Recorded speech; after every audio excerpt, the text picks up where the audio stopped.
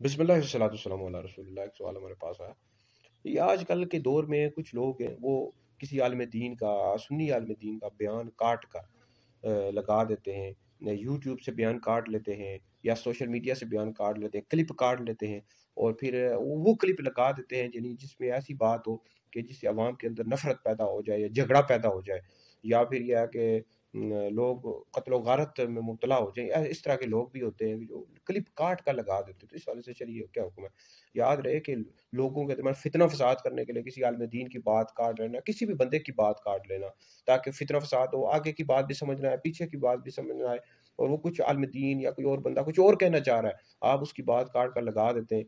तो ये सख्त गुनाह है, बहुत बड़ा गुनाह है। और ऐसा बंदा जो है, ऐसे बंदे का ठिकाना दोज़ख में है।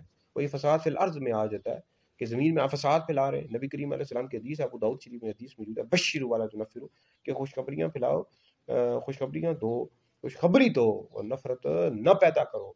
तो लिहाजा नफ़रत नहीं पैदा करनी चाहिए। किसी आलिम दीन का बयान काट लेते हैं। कई लोग हैं आजकल माशरे में कि वो, ताकि लोगों के दरमियान नफ़रत पैदा हो, लोग कत्ल व गारत का शिकार हो जाएँ, करें और ज़मीन में फसाद फैले, इस तरह की बातें वो करते रहते हैं। क्लिप काट लेते हैं। और भाई क्लिप नहीं काटना चाहिए। हाँ, अलबत्ता कोई ऐसी बात है जिससे नफ़रत नहीं फैल रही, आप उस बयान में से कोई चीज़ अच्छी काट लेते हैं तो मुख्तसर तौर पर, तो ये ठीक है। लेकिन यह है कि ये जो मसलक की बुनियाद पर, ताकि सुन्नी शिया का फसाद हो जाए या वाबी देवबंदी का, सुन्नी देवबंदी का, और ये आपस में एक दूसरे को मारने लग पड़े, ये गलत है, बहुत बड़ा गुनाह है। भाई ऐसे जो लोग करते हैं उनको तौबा और इस्तिग़फ़ार करनी चाहिए।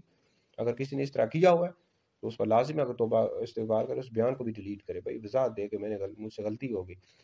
तो लिहाजा बयान का क्लिप काट लेना ताकि लोगों के दिमाग फसाद डले, इसकी हरगिज़ हरगिज़ भी हमारी शरीयत इजाज़त नहीं देती।